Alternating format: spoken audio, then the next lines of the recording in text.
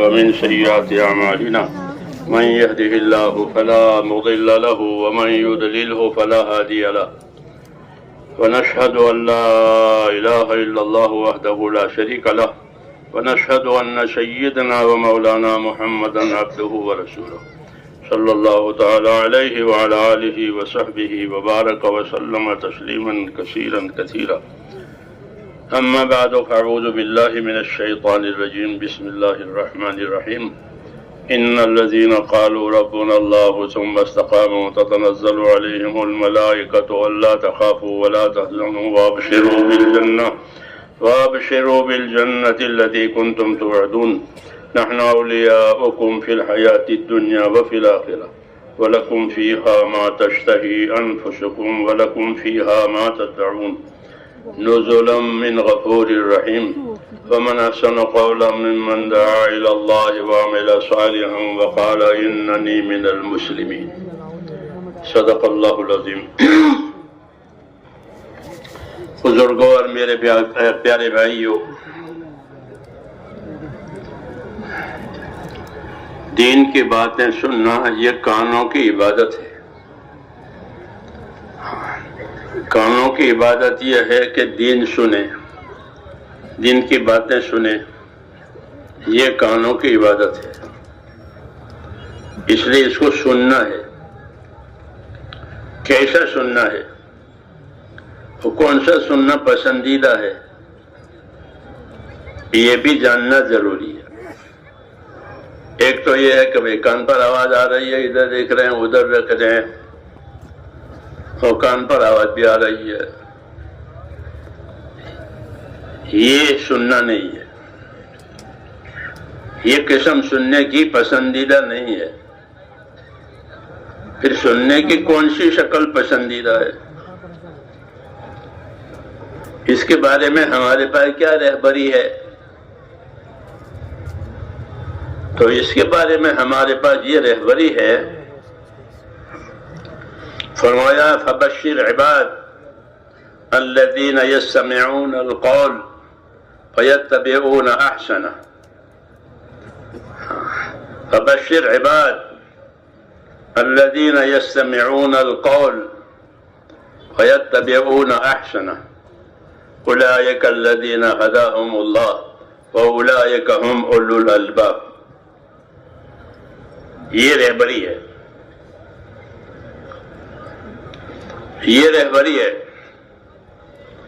کہ بشارت دیجئے بندوں کو. کون سے بندے؟ الذین یستمعون القول، کہ جو بات کو ارادے کے ساتھ سنتے ہیں.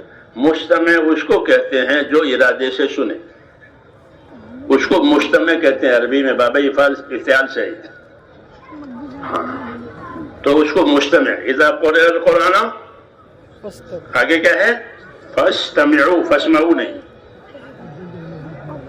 ہاں یہ ہے نہیں بات. اذا قرئ القرآن فاستمعوا. جب قرآن پاک سنا جائے، پڑھا جائے تو اس کو سنو. تو مستمع اس کو کہتے ہیں جو ارادے سے سنے. ہاں کہ ایک کام ہے سننا، اس کو دوسری ارادے سنے. تو یہاں یہ بات کہی گئی ہے، یہ بات کہی گئی ہے کہ فبشر عباد، بندوں کو بشارت دو. اللہ تعالیٰ کی یہ شان ہے، عفو و کرم، کہ اپنے بندوں کو بشارتوں سے چلاتے ہیں. ورنہ تو دھمکی سے بھی چلا سکتے تھے، دھمکا بھی سکتے تھے کہ خبردار کمر توڑ دیں گے. کیا سمجھ لیا ہے؟ ہاں بہت لوگوں کے اللہ نے کمریں توڑی ہے، اٹھیں گے نہیں قیامت تک. کم قسمنا من قریۃ، کتنی بستیاں ہیں کہ ہم نے ان کی کمر توڑ دی اللہ، تو قیامت تک نہیں اٹھیں گے. تو یہ بھی ہوتا ہے. لیکن یہاں یہ بات نہیں ہے، بلکہ دین پر چلنے چلانے کے لیے اور رہبری کے لیے اللہ تعالیٰ نے یہ معاملہ اختیار کیا ہے. فبشر عباد، بندوں کو بشارت دو، بندوں کو خوشخبری دو. کہ کون سے بندے کہ جو بات کو ارادے سے سنتے ہیں. ہاں، ارادے سے سننا چاہیے، اس لیے کہ اپنے نفع کی بات ہے، اپنے مطلب کی بات ہے۔ لوگ طبیبوں کی، ڈاکٹروں کی، وکیلوں کی باتیں سنتے نہیں سنتے، دھوکے سے سنتے، ارادے سے سنتے ہیں، ہاں پیسے دے کے سنتے ہیں۔ کیوں کہ وہ ان کے لیے کہہ رہا ہے۔ اللہ تعالیٰ تو بالا اور اعلیٰ ہیں، کہ بشارت دیجئے بندوں کو کہ جو بات کو سنتے، یستمعون القول، بات کو ارادے کے ساتھ سنتے، وہ سن کے کیا کرتے ہیں؟ یتبعون احسن، کہ اتباع احسن کرتے، اتباع احسن کرتے۔ اتباع احسن کا کیا مطلب ہے؟ اتباع احسن کا مطلب یہ ہے کہ سننے کے بعد جب عمل کی ذمہ داری آئی اور عمل کا تقاضا آیا تو اپنے عمل کو اچھے سے اچھا اور اونچی سے اونچی شکل میں بنا کر کے پیش کرے اللہ کو۔ اتباع احسن کہ سننے کے بعد جو ذمہ داری آئی ہے اس ذمہ داریوں کے پورا کرنے میں حسن اور خوبی پیدا کرے،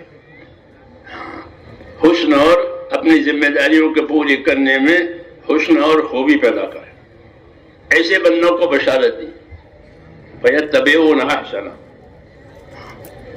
پھر آگے ان کی شان بتائے، أُولَٰئِكَ الَّذِينَ هَدَاهُمُ اللَّهُ، یہ وہ قسم ہے کہ اللہ نے ان کی رہبری کی ہے، اللہ نے ان کو ہدایت دی ہے، اور یہ وہ قسم ہے جو سمجھدار ہے۔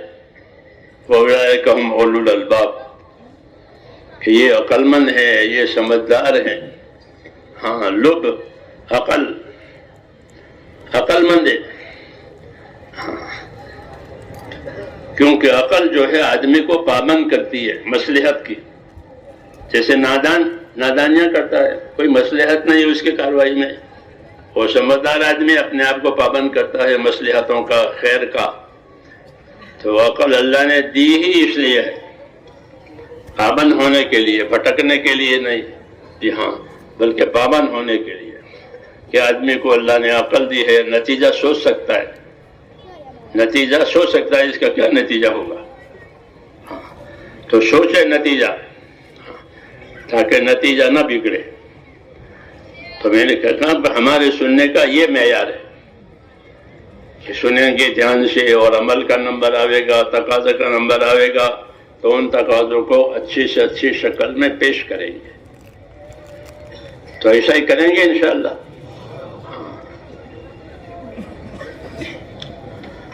آگے کی بات یہ ہے، حضور صلی اللہ علیہ وسلم کا ایک پیغام ہمارے نام ہے اور ہمارے لیے ہے۔ وہ پیغام یہ ہے کہ آپ نے یہ فرمایا کہ ان الدنیا خلقت لکم، کہ اللہ نے دنیا کو تمہارے لیے پیدا کر دیا ہے، اور کسی کے لیے نہیں، اور کسی کے لیے نہیں۔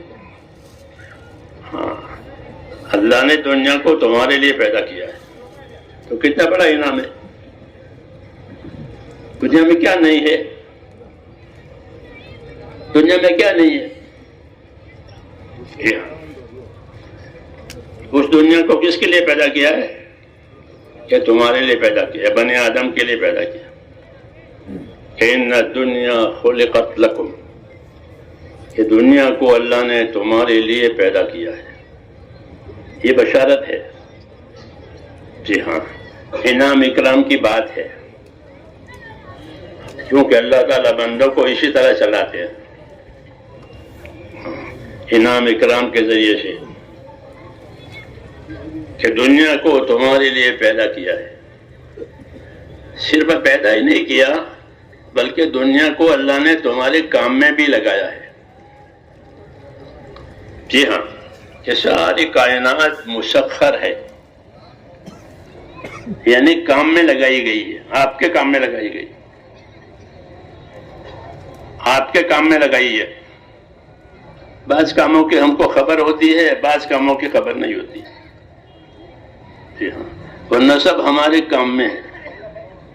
جی ہاں، میرا ایک دوست تھا، انتقال ہو گیا، جذباتی تھا، بہت محبت کرتا تھا. مجھے کہ وہ جو تجھ سے محبت ہے، زہر دے تو زہر کھا لوں. میں نے کہا زہر کیوں دیا جائے؟ زہر کوئی کھانے کی چیز ہے. تو مجھے کہنے لگا تو زہر کو بیکار سمجھتا ہے، تو زہر کو بیکار سمجھتا ہے. مجھے کہا تو اس کو معلوم نہیں ہے کہ حکومت جو ہے، حکومت نے سانپوں کے فارم بنائے ہیں، جیسے مرغیوں کے فارم نہیں ہوتے.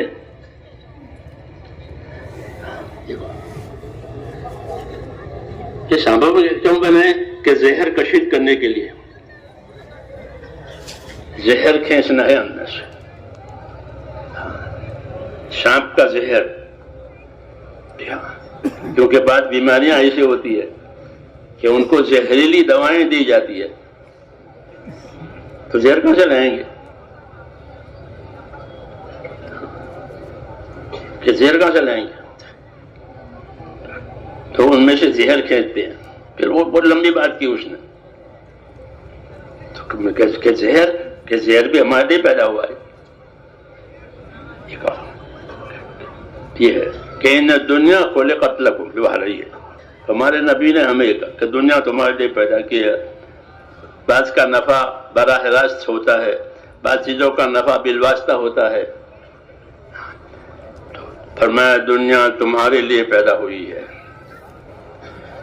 اور تم کو آخرت کے لیے پیدا کیا ہے. یہ پیغام آیا، پہلے بشارت آئی، پھر یہ پیغام آیا. یہی نبی کا کام ہوتا ہے کہ اللہ کی بشارتوں کے ساتھ، اللہ کی ترغیب کے ساتھ وہ اپنا پیغام بندوں کو پہنچاتے ہیں.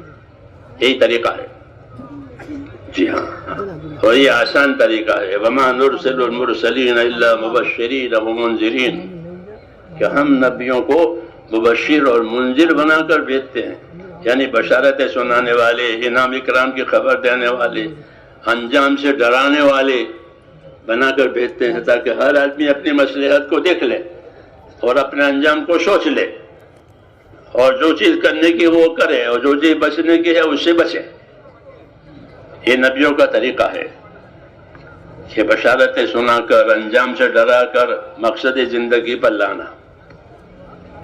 تو ہم کو بھی اسی طریقے سے بات سمجھائیے کہ تم کو آخرت کے لیے پیدا کیا ہے، دنیا کو تمہارے لیے پیدا کیا ہے اور تم کو آخرت کے لیے پیدا کیا ہے. ان الدنیا خلقت لکم وانکم خلقتم للآخرہ. چنانچہ ہر آدمی ہر روز آخرت کی طرف جا رہا ہے، روز اس کی سیر ہے آخرت کی طرف، وہ چل رہا ہے. لقمان حکیم نے اپنے بیٹے سے یہی کہا تھا کہ بیٹا جب سے تو پیدا ہوا ہے تیری رفتار آخرت کی طرف ہے. آج 1 دن کا ہوا، 2 دن کا ہوا، سال بھر کا ہوا، 10 سال کا ہوا، پھر آخر میں یہ سیر ختم ہو جائے گی اور اپنی منزل پر اتر جائے گا آخرت میں. جی ہاں، یہی بات ہے کہ تم کو آخرت کے لیے پیدا کیا ہے، دنیا کو تمہارے لیے پیدا کیا ہے. تو اس بات کے مجموعے سے کیا نتیجہ نکالنا ہے؟ کہ اس بات کے مجموعے سے یہ نتیجہ نکالنا ہے کہ لوگ اپنی دنیا سے آخرت بناوے، دنیا سے دنیا نہ بناوے. کیوں کہ وہ محدود بھی ہوگی اور ساتھ بھی نہیں دے گی پورا. جی ہاں، کہ دنیا سے آخرت بناوے. اور تعلیم بھی اللہ نے ہم کو یہی دی ہے، عقل بھی یہی کہتی ہے کہ جو چیز باقی رہنے والی ہے وہ بناؤ. اور تعلیم بھی یہی دی ہے اللہ تعالیٰ نے کہ وَابْتَغِ فِيمَا آتَاكَ اللَّهُ دَارَ الْآخِرَةَ، تو اس کو خدا نے جو کچھ دیا ہے اس سے تو اپنی آخرت بنا لے. سمجھ دی ہے، ایمان دیا ہے، علم دیا ہے، مال دیا ہے، یہ سب چیزیں اللہ دیتے ہیں بندوں کو. تو اس سے کیا کرنا ہے؟ تو یہ دعوت دی ہے کہ اس سے اپنی آخرت بناؤ. وابتغ فیما آتاک اللہ الدار الآخرہ ولا تنس نصیبک من الدنیا، اور دنیا میں سے اپنا حصہ مت بھولو. ہاں کہ اپنے آپ کو بھول گئے اور بال بچوں کو سب کے لیے تو ترقی کا سامان کیا اور اپنے لیے چھٹکارے کا بھی نہیں کیا. ان کے لیے تو ترقی کا کیا اور اپنے لیے چھٹکارے کا بھی نہیں کیا کہ میرا چھٹکارا ہو جاوے. تو اس لیے کہا کہ ولا تنس نصیبک من الدنیا، دنیا میں سے اپنا حصہ مت بھولنا. اگر دنیا میں سے اپنا حصہ کوئی بھول گیا تو پھر کوئی اس کا مددگار نہیں ہے. ہاں ختم. پھر سب لوگ بھول جاتے ہیں. کس کو؟ اپنے مننے والوں کو. اپنے مننے والوں کو بھول جاتے ہیں. ایک فرشتہ ہوتا ہے، جب لوگ دفن کرتے ہیں اور جاتے ہیں تو ایک مٹی وہ اٹھا کر کے وہ ان کو مارتا ہے، جانے والوں کو. جاؤ اس کو بھول جانا. ہاں تو لوگ اپنے عزیزوں کو بھول جاتے ہیں.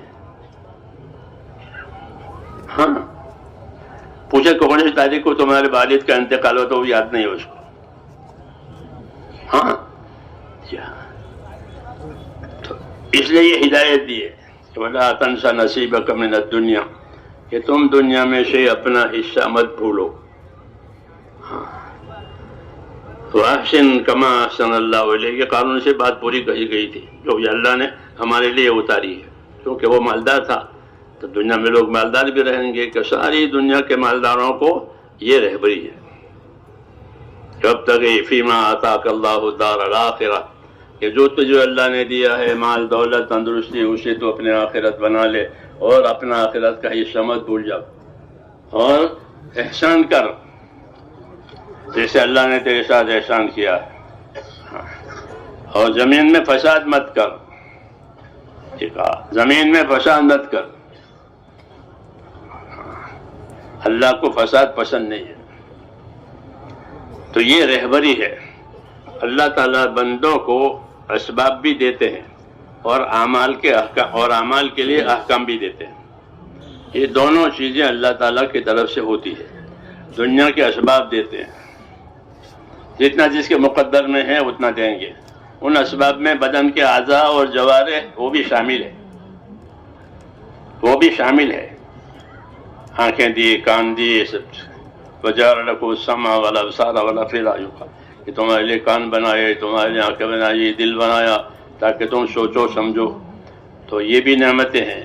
اس کے علاوہ باہر کے اسباب بھی دیے.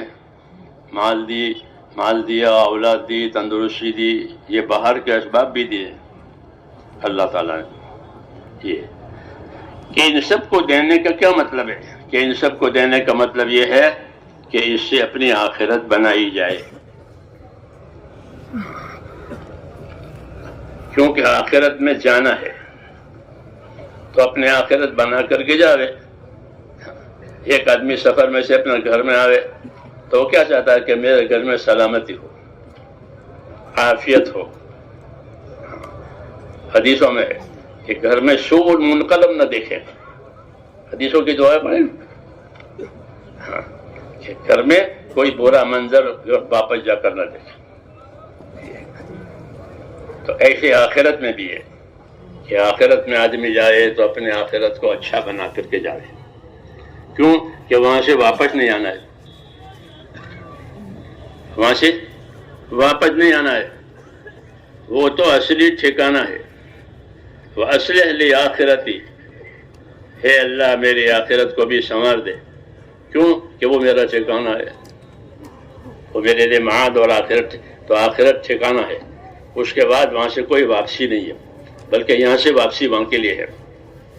یہ کہا کہ دنیا کو تمہارے لیے پیدا کیا ہے تاکہ تم دنیا سے اپنی آخرت بنا لو. تو دنیا سے آخرت بنانے کے لیے کیا اسباب ہے؟ کیسے آخرت بنائیں؟ کہ کسی کا حلوہ بناؤ تو حلوہ بنانے کے اسباب چاہیے نہیں، انہیں کیسے بنائے گا؟ تو حلوہ بنانا ہو تو حلوہ کے اسباب کھیتی بنانی ہو تو کھیتی کے اسباب، تو آخرت بنانی ہو تو آخرت کے اسباب چاہیے. تو آخرت کے اسباب بنانے کے لیے پہلا سبب ایمان ہے. کیا ہے پہلا سبب؟ ایمان کے بغیر آخرت بن نہیں سکتی. کفر کے ساتھ کچھ نہیں ہے، حسرت ہی حسرت ہے. کفر کی زندگی جب ختم ہوگی تو حسرت کے دروازے کھل جائیں گے، پچھتاوے کے دروازے کھل جائیں گے. ہاں جی ہاں، مصیبت ہی مصیبت ہے، ایک سیکنڈ کے لیے بھی راحت نہیں ہے. یہ کفر کا انجام ہے. اور ایمان کہ ایمان ہر طرح سے مفید ہے. ایمان کہ اللہ سے تعلق پیدا کرو، عبدیت کا اور بندگی کا تعلق اللہ تعالیٰ سے پیدا کرنا ہے. لا الہ الا اللہ، کوئی عبادت کے لائق نہیں ہے، کوئی کام بنانے والا نہیں ہے، کوئی نفع نقصان کا مالک نہیں ہے، کوئی حالات کو بدلنے والا نہیں ہے سوائے اللہ کے. اس کائنات میں جو کچھ ہوگا وہ کس سے ہوگا؟ اللہ سے. کوئی دوسرا دخیل شریک نہیں ہے. کہ اس کائنات میں جو کچھ ہوگا آسمانوں میں زمینوں میں وہ صرف اللہ سے ہوگا، اللہ کے چاہنے سے ہوگا، اللہ سے کرنے سے ہوگا، اور کسی سے کچھ نہیں ہوگا. اور اللہ اپنی قدرت سے کریں گے. اللہ اپنی قدرت سے کریں گے، کسی کے دباؤ سے نہیں. اپنی قدرت سے کریں گے، اپنی حکمت سے کریں گے. جو کچھ کریں گے قدرت سے کریں گے، جو کریں گے حکمت سے کریں گے. ہاں، اس لیے اللہ کی قدرت کو بھی سمجھنا ہے، اللہ کی حکمتوں کو بھی سمجھنا ہے، تاکہ اللہ کا تعلق صحیح ہو جائے. ہاں، انبیاء کرام اپنی دعوت میں، اپنی رہبری میں قدرت سمجھاتے ہیں. کیا سمجھاتے ہیں؟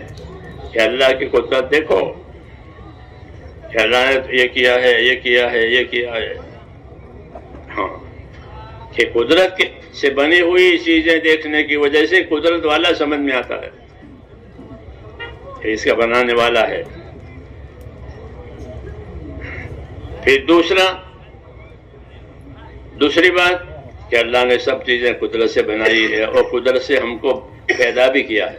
وہ رب ہے، اللہ ہمارا رب ہے، پیدا کرنے والا ہے، پالنے والا ہے.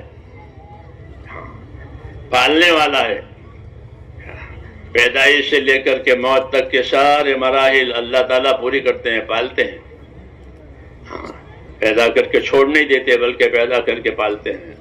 ہاں، اپنی قدرت سے پالتے ہیں. اس لیے اس کے بڑے احسانات ہیں. اس احسان کا تقاضا یہ ہے کہ زندگی کو اس کے حکموں کے تابع کیا جائے. یہ دعوت ہے کہ جب اللہ تعالیٰ کے اتنے احسانات ہیں تو اپنے آپ کو اللہ تعالیٰ کے احسان کی وجہ سے اور اس کی قدرت کی وجہ سے اپنے آپ کو اللہ کے حکموں کا تابع کرو. یہ دعوت ہے، اس کی اطاعت اور تابع داری کرو. یہی دعوت لے کر اللہ تعالیٰ اپنے نبیوں کو بھیجتے ہیں کہ دنیا میں اللہ تعالیٰ کے حکموں کی اطاعت اور پابندی کی جائے. یہ دنیا ہے اسی لیے عبادت کے لیے پیدا کیا ہے. عبادت کے احکام آئیں گے، عبادت کے احکام آئیں گے، ذمہ داریاں آئے گی. اس لیے اپنی اپنی ذمہ داریوں کو صحیح کرنا ہے، اس کے لیے پیدا کیا ہے. یہی زندگی کا مقصد ہے اور یہی اللہ تعالیٰ کا حق بھی ہے کہ اللہ کا حق ہے کہ اس کی عبادت کی جائے، اس کے حکموں کو پورا کیا جائے. یہ اللہ کا حق ہے. تو یہ دنیا جو ہے وہ ذمہ داریوں کے پورا کرنے کی جگہ ہے اور آخرت اس کا بدلہ پانے کی جگہ ہے. یہ ترتیب ہے. فرق اتنا ہے کہ دنیا کو اللہ نے ایک محدود مدت کے لیے پیدا کیا ہے. آخرت جو ہے وہ ابد کے لیے، ہمیشہ کے لیے. ابد ہمیشہ کے لیے. ایک مستقبل ہے غیر محدود، اس کو ابد کہتے ہیں کہ ہمیشہ کے لیے. وہاں کا مستقبل ختم نہیں ہوگا، وہ آخرت ہے. تو دنیا سے اپنی آخرت بنی تو بس وہ بنتی رہے گی، ختم نہیں ہوگی، بگڑے گی بھی نہیں، بلکہ اس میں اللہ آخرت میں ترقی دیں گے. اس لیے ہم کو آخرت والا بنایا ہے حضور صلی اللہ علیہ وسلم نے کوئی پیغام دیا کہ تم کو آخرت کے لیے پیدا کیا ہے اور آخرت کے اندر بہتری بھی ہے اور بقا بھی ہے، دو صفتیں ہیں اس کی، والآخرۃ خیر و ابقا، کہ آخرت بہتر بھی ہے اور آخرت باقی رہنے والی بھی ہے۔ یہ بشارت ہے کہ آخرت بہتر ہے، آخرت باقی رہنے والی ہے، کہ جو انعام اللہ تعالیٰ وہاں دیں گے وہ سدا مدہ کے لیے ہوں گے اور بڑھتے ہی چلے جائیں گے، بڑھتے ہی چلے جائیں گے، نیکیوں کو بھی بڑھائیں گے، ان کے اجر و انعام کو بھی بڑھائیں گے۔ وَإِن تَكُ حَسَنَةً يُضَاعِفْهَا، ایک نیکی ہوگی تو اس کو بڑھا دیں گے، جیسے ایک گٹلی سے درخت بناتے ہیں، ایک گٹلی اس کو درخت بنا دیا، اب وہ درخت ہر سال پھل دیتا ہے، تو ایسے ہی ایک نیکی ہے تو اس کو بڑھائیں گے اور بڑھاتے چلے جائیں گے اور اس کا اجر دیتے چلے جائیں گے۔ وَإِن تَكُ حَسَنَةً يُضَاعِفْهَا وَيُؤْتِ مِن لَّدُنْهُ أَجْرًا عَظِيمًا، نیکی کا بدلہ بھی دیں گے اور اپنی طرف سے مزید بھی دیں گے۔ یہ انعام ہے اللہ تعالیٰ کا، بشارتیں ہیں تاکہ اللہ کی طرف توجہ ہو جائے۔ اس لیے بڑی ذمہ داری ہماری یہ ہے، اور یہی مقصد ہے دین کی تمام محنتوں کا، تمام دعوتوں کا، کہ آخرت کی طرف رخ ہو جائے اور ہم آخرت کے لیے کرنے والے بن جائیں، کہ جو کریں وہ آخرت کے لیے کریں، جو کریں وہ آخرت کے لیے کریں۔ انما ہممنا الآخرہ ولیست ہممنا الدنیا، صحابہ کرام یہ کہا کرتے تھے کہ ہمارے عزائم، ہمارے ارادے کس چیز کے ہیں؟ آخرت بنانے کے ہیں، کہ ہمیں اپنی دنیا سے آخرت بنانی ہے۔ ہاں، جیسے کھیتی سے پیداوار لیتے ہیں زمیندار اپنی کھیتیوں سے پیداوار لیتے ہیں، کہ ہاں ایک موسم، دو موسم، تو ایسے ہی اپنی دنیا سے، کہ اپنی دنیا سے آخرت بنانی ہے، اور آخرت بنانے کے لیے اللہ تعالیٰ نے ہم کو سب سے پہلے ایمان دیا ہے، لا الہ الا اللہ، کہ ایک اللہ کے معبود ہونے کا اقرار کرو، اس سے سب کچھ ہونے کا اقرار کرو، پھر اس کے ساتھ بندگی اور عبادت کا تعلق پیدا کرو، یہ پہلی شرط ہے۔ اس لیے اپنے ایمان کی خبر لینی ہے، کیونکہ ہمارا ایمان نسلی ہے،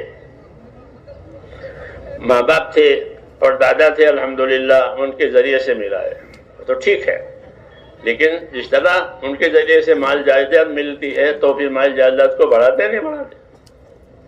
دادا کے زمانے کا جو مکان تھا اسی میں رہتے ہیں یا کچھ اور بھی کرتے ہیں، اس کو بڑھاتے ہیں۔ ایسے ہی جو ایمان ملا ہے کہ اس کو بڑھاؤ، ہاں اس میں ترقی لاؤ۔ اس لیے ہم کو اللہ تعالیٰ نے اپنے احکام دیے، کہ احکام کے پر عمل کرنے کی وجہ سے ایمان میں قوت آتی ہے، اور احکام کو چھوڑ دینے کی وجہ سے ایمان میں ضعف آتا ہے۔ کیا آتا ہے؟ کہ ایمان میں ضعف آئے گا، تو ایمان میں کمزوری ہونے کی وجہ سے پھر ایمان کے کام کرنا بھاری پڑے گا، جیسا بیمار کو اپنی حاجت پوری کرنا بھاری ہوتا ہے، کیونکہ وہ کمزور ہو گیا ہے۔ اس لیے ہم کو ایمانی اعمال دیے اور کہا کہ ایمانی اعمال میں اپنی محنت لگاؤ۔ کیا لگاؤ؟ کہ ایمانی اعمال میں، ایمانی کاموں میں اپنی محنت لگاؤ، اس میں تھکو، اس کو سیکھو، اور سیکھ کر کے اپنے آپ کو اس میں تھکاؤ۔ سیکھ کر کے، ایسے نہیں کہ سیکھیں اور اپنے آپ کو اس کی ترقی کے لیے کہ اپنے آپ کو تھکاؤ، تھکنے کا انعام ملے گا۔ کسی ڈپارٹمنٹ میں، کسی شعبے میں تھکنے کا انعام نہیں ہوتا، ہوتا ہے کہ بھائی اتنا تھک گئے ہیں تو ان کو یہی انعام ملے گا؟ نہیں ملتا، نہیں ملتا، کسی شعبے میں بھی نہیں، کہ میں تو تھک کے آیا ہوں، بس بدل کر دفتر میں آیا ہوں، بسیں بدل کر دفتر میں جاتے ہیں، آفسوں میں تھکا کر، تو ان کو انعام ملتا ہے؟ نہیں ملتا۔ اللہ کے ہاں کہ اللہ یہ کہتے ہیں کہ ہمارے کاموں میں تھکو گے تو ہم تمہارا تھکنا لکھ لیں گے، تھکنا لکھیں گے کہ یہ اتنا تھکا ہے، اتنا تھکا ہے، اتنا تھکا ہے۔ عائشہ صدیقہ سے حضور صلی اللہ علیہ وسلم نے، عائشہ آپ کا اجر اتنا ہوگا جتنا آپ کا تھکنا ہوگا، انما اجرک علی قدر نسبک، کیا عائشہ آپ کا ثواب اتنا ہوگا جتنا کہ تھکنا ہوگا. تو تھکنا مطلب ہے کہ اللہ کے کام میں تھکے، کہ اس کا تھکنا لکھا جائے گا. مدینے کے آس پاس میں جو اعراب رہتے تھے، بدو گاؤں والے لوگ، ان کو اللہ نے ترغیب دی کہ مدینے کے آس پاس میں جو لوگ رہتے ہیں وہ نبی کے کام میں پیچھے نہ رہے. وما كان لأهل المدينة کیا ہاں وما كان من أهل المدينة ومن حولها، کہ جو مدینہ اور مدینے کے آس پاس جتنے لوگ دیہاتوں میں رہتے ہیں وہ نبی کے کام میں نبی سے پیچھے نہ رہیں، نبی کے ساتھ رہیں. وہ تو رات دن رہتے ہیں، قریب کے لوگ ہیں، دور والے تو آئیں گے ہجرت کر کے، یہ تو قریب میں ہی ہے. تو کہا یہ لوگ کہ یہ قریے والے، یہ دیہاتوں والے نبی سے نبی کے کام میں پیچھے نہ رہیں بلکہ ساتھ رہیں. اگر یہ ساتھ رہیں گے تو پھر ان کا تھکنا اور ان کا بھوکا رہنا، ان کا پیاسا ہونا، یہ سب لکھا جائے گا. ذالک بأنہم لا یصیبہم ظمأ ولا نصب ولا مخمصۃ فی سبیل اللہ الا کتب بہ عمل صالح. یہ تھکیں گے، بھوکے ہوں گے، نبی کے ساتھ پیاسے ہوں گے تو ان کی بھوک پیاس ایسی نہیں ہوگی جیسے دنیا میں بھوکے پیاسے ہوتے ہیں کام کر کے، بلکہ ان کی بھوک کو، ان کی پیاس کو لکھا جائے گا. یہ بشارت ہے. کس بات کی بشارت ہے؟ کہ دین کے کام کرنے والے، ان پر اگر تکلیف کے حالات آئے، مکارے ہونا، گواریاں آئی، بھوک آئی، پیاس آئی، تنگی آئی، تکلیف آئی، تو یہ ایسی نہیں ہے جیسے دنیا کا کام کرتے آئی ہے، بلکہ اس پر اللہ تعالیٰ ان کو اس کا اجر اور بدلہ دے گا. یہ کہیں بھی نہیں ہے، یہاں ہے کہ ان کا تھکنا لکھا جاوے، ان کا پیاسا رہنا لکھا جاوے، ان کا بھوکا رہنا لکھا جاوے. یہ کہیں ہے کسی شعبے میں، کسی ڈپارٹمنٹ میں نہیں ہے، یہاں ہے کہ یہ اتنا تھکا ہے، اتنا پیاسا ہے. مولانا الیاس رحمۃ اللہ علیہ اپنے ساتھیوں کو ترغیب دیتے تھے، فرماتے تھے کہ دنیا، جنت جو ہے وہ تو آرام کی جگہ ہے. کس کی جگہ؟ آرام کی جگہ. فرماتے آرام کس کو چاہیے؟ جو تھکا ہوا ہو اس کو. جو جنت کے لیے تھکا ہوگا اس کے لیے جنت میں آرام. مطلب یہ تھا کہ جنت کے لیے تھکو، پھر جنت میں آرام کرو، کہ جنت میں اتر کر ساری تھکان بھول جائے گا، ساری تھکان بھول جائے گا، ساری تکلیف بھول جائے گا، اور شکر ادا کرے گا. الحمدللہ، اللہ کا شکر ہے کہ اذهب عنا الحزن، کہ ہماری ساری تکلیفیں اور مشقتیں ختم ہو گئی اب جنت میں جا کر کے. تو فرماتے جنت آرام کی جگہ ہے، اور آرام اس کے لیے ہے جو تھک کے آوے. تو کس میں تھکے؟ کہ اللہ کے حکموں کے لیے تھکے، اللہ کے دین کے لیے تھکے. تو تھکنا بھی بیکار نہیں جائے گا. ہاں، غیر اختیاری طور پر آدمی تھکتا ہے، لیکن وہ تھکنا بھی لکھا جائے گا. پھر اس کی محنت سے، اس کی دعوت سے جتنی خیر بڑھے گی تو بڑھے گی، تو اس خیر جتنی بھی بڑھے گی اپنے کرنے کا بھی اجر و انعام ملے گا، اور اس کے کہنے کی وجہ سے جن لوگوں نے اس خیر پر عمل کیا ہے اور عمل کرتے رہیں گے اس کا اجر و انعام ان کے لیے لکھا، اس کا اجر و انعام اس کو ملتا ہی رہے گا. یہ عجیب بات ہے، یہ اس امت کے لیے ہے یہ کہ ان کو عمریں چھوٹی دی گئی ہے اور کام بڑھا دیا گیا، کام بڑھا دیا گیا. جی ہاں، تاکہ یہ بڑا کام کرے، اپنے دین کی خدمت کا، اپنے دین کی اشاعت کا، اپنے دین کی محنت کا، اور اس کے ذریعے سے جو خیر پھیلتی رہے گی اس کا اجر و انعام ان کو ملتا ہی رہے گا. ہاں. اس امید پر کریں۔ دوسری بات یہ ہے کہ دین کے کام کرنے کی وجہ سے زندگیوں کے حالات بھی بدل جاتے ہیں۔ دین چھوڑنے کی وجہ سے حالات بدلتے ہیں، برے حالات آتے ہیں۔ دین چھوڑنے کی وجہ سے برے حالات آتے ہیں، ہاں، کوتاہیوں کی وجہ سے، نافرمانیوں کی وجہ سے برے حالات آتے ہیں، اور دین پر عمل کرنے کی وجہ سے اور دین کے لیے جان مالی قربانی دینے کی وجہ سے، حضور صلی اللہ علیہ وسلم کے طریقے پر عمل کرنے کی وجہ سے اچھے حالات آتے ہیں۔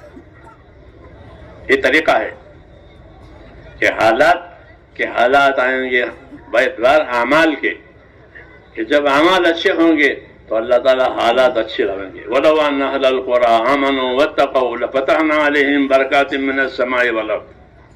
یہ بستیوں میں، دیہاتوں میں، شہروں میں رہنے والے لوگ اپنی زندگی ایمان پر لامیں، اپنی زندگی تقوی طہارت پر لامیں، تو ہم ان کو آسمانوں سے بھی برکتیں دیں گے اور زمین سے بھی برکتیں دیں گے۔ یہ انعام ہے کہ برکات دیں گے، اور برکتیں دے کر کے ان کی مشکلات کو آسان کر دیں گے۔ بدلہ الگ ہے، برکت الگ ہے۔ بدلہ الگ ہے کہ بدلہ تو الگ ملے گا، لیکن کام کرنے کی وجہ سے برکتیں ہوگی، اور برکت دینے کی وجہ سے مشکلات آسان ہو جائے گی۔ برکت کا یہ اثر ہوتا ہے، برکت کا یہ اثر ہوتا ہے کہ جب برکت ہو گئی تو مشکل آسان ہو گئی، اب کوئی مشکل نہیں ہے۔ تو فرماتے ہیں کہ اگر لوگ ایمان اور تقوی پر اپنی زندگی لاویں تو ہم ان کو آسمانوں سے برکتیں دیں گے کہ ایسا پانی برسے گا برکت والا، خیرات والا، اور زمین اپنے خیرات ظاہر کرے گی، زمین اپنے خیرات ظاہر کرے گی، ہاں، تو خوشحالی آئے گی، زندگیوں میں خوشحالی آئے گی۔ جس طرح زندگیوں میں دین کی پابندی ہے، اس طرح دوسرا پہلو اللہ یہ کھول دیں گے کہ زندگیوں میں خوشحالی آئے گی۔ اس لیے یہ فرمایا بزرگوں نے کہ اللہ تعالیٰ حالات کو جو درست کرتے ہیں وہ عملوں کی وجہ سے کرتے ہیں۔ جتنے عملوں میں خیر آئے گی اتنے حالات میں درستگی آئے گی، جتنے عملوں میں خیر آئے گی اتنے حالات میں درستگی آئے گی۔ ہاں، اجتماعی طور پر اعمال صحیح ہو گئے تو اجتماعی طور پر حالات اللہ صحیح کر دے گا، اور حالات صحیح کرنے کا مطلب یہ ہے کہ اللہ تعالیٰ اپنی مددوں کو شامل حال کریں گے، کہ اپنی مددیں ہم کو دیں گے اللہ تعالیٰ۔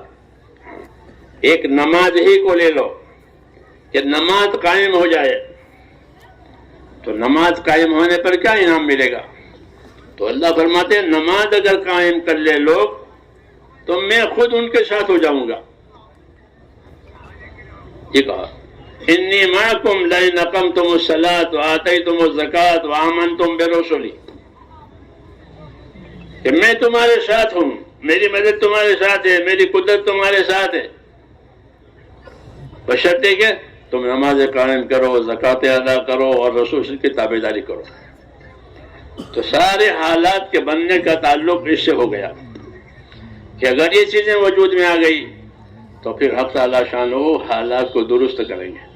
اس لیے میرے دوستو یہ دعوت ہے اور یہ محنت ہے کہ اپنی زندگی کا رخ اللہ کی طرف، اس کے دین کی طرف کیا جائے، اپنے ایمان میں ترقی پیدا کی جائے۔ ایمان کی محنت سے ایمان میں ترقی ہوتی ہے، یقین بڑھتا ہے، خوف بھی بڑھتا ہے، خوف بھی بڑھتا ہے اور یقین بھی بڑھتا ہے۔ ہاں، یہ تاثیر ہے کہ جب ایمان کے لیے اور ایمان کے تقاضوں پر لوگ صحیح کام کریں گے سنتوں کے مطابق تو اندر یقین پیدا ہوگا کہ اللہ ہی کرنے والا ہے اور کوئی کرنے والا نہیں ہے، اور خوف بھی پیدا ہوگا کہ اگر یہ بات چھوٹ گئی یا یہ بات نہیں ہوئی تو پھر خطرہ بھی ہے۔ اور یہی دونوں ایمان کی شاخیں ہیں کہ اللہ سے امیدوار بھی رہیں اور اللہ سے ڈرنے والی بھی رہیں، اللہ سے امیدوار بھی رہیں اور اللہ سے ڈرنے والی بھی رہیں۔ اللہ سے ایسے امیدیں رکھیں کہ بے خوف نہ ہو جائیں، اور اللہ سے ایسا خوف کریں کہ مایوس نہ ہو جائیں۔ اس لیے امید بھی اللہ سے پیدا کرنی ہے اور خوف بھی پیدا کرنا ہے۔ اس کے لیے اللہ تعالیٰ نے علم اتارا ہے فضائل کا۔ اس کا ایک علم ہوتا ہے مسائل کا، ایک علم ہوتا ہے فضائل کا۔ فضائل کے علم میں یہ بات بتائی جاتی ہے کہ تمہارے عملوں پر جب وہ صحیح ہوں گے تو اللہ تمہیں کیا دیں گے، اور تمہارے عمل بگڑ گئے تو تمہارے ساتھ کیا معاملہ ہوگا۔ ہاں یہ ہوتا ہے، اس لیے فضائل کا علم حاصل ہونا بھی ضروری ہے۔ علم فضائل کا حاصل کرو تاکہ ہر مسلمان کو اپنے عمل کی قدر معلوم ہو جائے کہ میرے عمل کی اللہ کے ہاں کیا قیمت ہے، میں جو عمل کر رہا ہوں اللہ کے حکم کی وجہ سے، اس عمل پر مجھ کو کیا دیں گے۔ مزدوری کرتا ہے تو وہ طے کرتا ہے کہ مجھے اتنے پیسے لینے ہیں، جی ہاں، اس کے بغیر معاملہ نہیں ہوتا۔ حق تعالیٰ شانوں نے ہمارے ساتھ یہ کرم کیا، حالانکہ ہم تو اللہ کے بندے ہیں اور جو کچھ ہمارا ہے وہ سب اللہ کا ہی ہے، کسی کا نہیں ہے، اللہ کا ہی ہے، پھر بھی اللہ نے ہمارے ساتھ یہ معاملہ کیا ہے لین دین کا، جی ہاں لین دین کا، کہ ہم تمہارے عملوں پر تم کو کچھ دیں گے، تو عملوں کی نسبت ہماری طرف کی ہے، ورنہ تو سب اعضاء جوارح سب تو اللہ نے بنائے ہیں، اسی کے حکم سب ہو رہا ہے، لیکن عملوں کو ہماری طرف نسبت کر کے ہم کو امیدوار بنایا کہ اگر تم یہ عمل کرو گے تو تمہیں یہ ملے گا، لا الہ الا اللہ محمد رسول اللہ، اس کا اقرار، اس کا یقین، اس کے تقاضے پر عمل، کہ اس سے کیا ملے گا، کہ ایمان پر کیا ملے گا، کہ ایمان پر عزت ملے گی، کیا ملے گی، کہ ایمان پر عزت ملے گی، کہ ایمان صحیح ہے تو اللہ دنیا میں عزت دے گا، اور آخرت میں، کہ آخرت میں نورانیت دے گا، روشنی دے گا چہروں میں، کہ ایمان والا اپنی قبر میں سے اٹھے گا تو اس کی قبر تو وہ اس کا چہرہ روشن ہوگا، لا الہ الا اللہ کہتا ہوا اٹھے گا۔ ایمان کی یہ تاثیر ہے کہ ایمان کی وجہ سے اللہ کا تعلق پیدا ہوتا ہے، پھر ایمان کی طاقت کی وجہ سے اللہ کے حکم پورے ہوتے ہیں، اس لیے ایمان کی محنت کرائی جاتی ہے کہ ایمان کے راستے کی محنت کرو، کہ ایمان کے راستے کی محنت کرنے کی وجہ سے تمہارے اندر ایمانی طاقت آئے گی، کہ ایمانی طاقت آئے گی تو کیا عمل کرے گا، کہ اللہ کے فرائض ادا کرے گا، اللہ کے حرام سے بچے گا۔ یہ ہوتا ہے کہ جب ایمان کی محنت ہوتی ہے تو آدمی میں یہ طاقت اور یہ استعداد پیدا ہوتی ہے کہ حرام سے بچنے کی طاقت پیدا ہوتی ہے، فرائض کو ادا کرنے کی ہمت ہوتی ہے ایمان کی وجہ سے، کیوں کہ ان کو فرائض کی قیمت بتائی جاتی ہے، حرام کا وبال بتایا جاتا ہے، جی ہاں فضائل کے علم کے ذریعے سے، پھر اس کے ساتھ محنت بھی ہو، جب اس کے ساتھ محنت ہوئی تو پھر یہ استعداد پیدا ہوتی ہے کہ فرائض ادا ہوں گے اور حرام سے بچے گا۔ اسے ایک دم اللہ تعالیٰ نے حرام چیزوں کو بند نہیں کیا۔ عائشہ صدیقہ فرماتی تھی کہ ایک دم اللہ کہتے کہ شراب مت پیو، زنا نہ کرو، تو کوئی بھی نہیں چھوڑتا، کیوں کہ وہ تو اس کے عادی ہو چکے تھے، تو پھر کیا کرایا کہ ان کے اندر ایمان کی طاقت پیدا کرائی، ایمان کی طاقت پیدا کرائی۔ لوگ شراب پی کر نماز پڑھنے آتے تھے، ہاں تو ان کو یہ نہیں کہا کہ مت پیو، بلکہ تم نے شراب پیو تو نماز کے قریب مت آؤ، یہ نہیں کہا شراب چھوڑو، کیوں کہ ان میں شراب چھوڑنے کی طاقت ہی نہیں تھی، ہے نہیں بات کہ لا تقربوا الصلاۃ وانتم سکارى، یہ نہیں کہ لا تشربوا، کیوں کہ ان میں لا تشربوا طاقت ہی نہیں تھی۔ یہ حکمت ہے کہ جو کام کرانا ہے اس کی طاقت پیدا کراؤ، اس کی استعداد پیدا کراؤ، تو یہی مقصد ہے اس کام کا کہ اللہ کے راستے کی محنت کرنے کی وجہ سے جو ہمارے اندر کمزوری آ گئی ہے اس کمزوری کے مقابلے میں قوت آئے گی۔ تو کون سی قوت پیدا کرنی ہے؟ ایک قوت یہ پیدا کرنی ہے کہ ہماری زندگی میں اللہ تعالیٰ کے فرائض ادا ہو جائیں اور ہماری زندگی میں سے حرام نکل جائے، جو جو چیزیں اللہ نے حرام کی ہے وہ ہماری زندگی سے نکل جائیں، ہم اسے بچنے والے بن جائیں۔ تو حرام سے بچنا اور فرائض کی طاقت پیدا کرنا یہ اصل مقصد ہے۔ سب سے زیادہ بندہ اللہ سے قریب ہوتا ہے وہ فرائض کے ادا کرنے کی وجہ سے ہوتا ہے۔ اللہ کی رحمتوں سے جو زندگی قریب ہوگی وہ فرائض کے ادا کرنے کی وجہ سے ہوگی. اگر فرائض ترک ہوتے ہیں تو پھر اللہ کی رحمت سے بندہ قریب نہیں ہوتا، چاہے کتنے نوافل پڑھے. فرائض اصل ہے. عبداللہ بن عباس سے کسی نے مسئلہ پوچھا کہ ایک آدمی رات بھر عبادت کرتا ہے، دن بھر روزہ رکھتا ہے، لیکن جمعہ میں اور جماعت کی نماز میں نہیں آتا، تو کیا مسئلہ ہے، کیا حکم ہے؟ فرمایا وہ تو دوزخی ہے. کیوں کہ جمعہ جماعت یہ تو اللہ کے فرائض ہیں. اس لیے پہلی ذمہ داری ایمان بنانے کی وجہ سے یہ ہے کہ ایمان اس لیے بنانا ہے کہ اللہ کے فرائض ادا ہو جائیں. کلمہ، نماز، روزہ، زکوٰۃ اور ہے نا 5 احکام، یہ اصل ہے، اس کو بنانا ہے کہ ایمان میں اتنی طاقت آ جاوے کہ حرام چھوٹ جاوے، ایمان میں اتنی طاقت آ جاوے کہ اللہ کے فرائض ادا ہو جاوے، ایمان میں اتنی طاقت آوے کہ دنیا کے مقابلے میں آخرت کو ترجیح دے، دنیا کے مقابلے میں آخرت کو ترجیح دے، آخرت کو وزندار سمجھے. یہ باتیں ہیں. اس لیے ایمان کے لیے ایمان کے تقاضوں پر چلایا جاتا ہے، اور ایمان کے تقاضوں پر چلانے کا مطلب یہ ہے کہ ہر حال میں دین کا کام کرو، ہر حال میں دین کا کام کرو. مسلمان اس کو کہتے ہیں جو حکموں کو دیکھے حال کو نہ دیکھے. دنیا والے حال کو دیکھتے ہیں، کبھی حالات ٹھیک نہیں ہے، تو مسلمان کیا کرے گا کہ ہم حالات نہیں دیکھیں گے، ہم تو حکم دیکھیں گے کہ حکم کیا ہے. اس کے لیے ایمانی طاقت پیدا کرنی پڑتی ہے کہ ہر حال میں حکم پورا ہو جاوے، ہر حال میں حکم پورا ہو جاوے. اس کے لیے ایمانی طاقت بڑھانی پڑتی ہے کہ ایمانی طاقت پیدا ہوگی تو ہر حال کا حکم پورا ہو جائے گا. صحابہ کرام میں یہ بات پیدا ہوئی تھی. صحابہ کرام یہ کہتے تھے کہ ہم نے حضور صلی اللہ علیہ وسلم کے ہاتھ میں ہاتھ دے کر یہ قول قرار کیا ہے کہ ہم آپ کی بات سنیں گے، آپ کی بات مانیں گے. کہ کس حال میں؟ کس حال میں؟ کہ ہر حال میں، ہر حال میں آپ کی بات سنیں گے اور آپ کی بات مانیں گے. کہ کس حال میں؟ کہ ہر حال میں، جی چاہے تو، جی نہ چاہے تو، غریبی آوے تو، مالداری آوے تو. جی ہاں، کوئی ہم کو آگے رکھے تو، کوئی ہم کو آگے نہ رکھے تو. بات مسئلے ایسے ہوتے ہیں کہ ہم کو کوئی نہیں پوچھا، ہم سے کوئی نہیں مشورہ لیا، کہ اس کی نہیں. بایعنا رسول اللہ صلی اللہ علیہ وسلم علی السمع والطاعہ فی العسر والیسر والمنشط والمکرہ وعلی اثرۃ علینا. یہ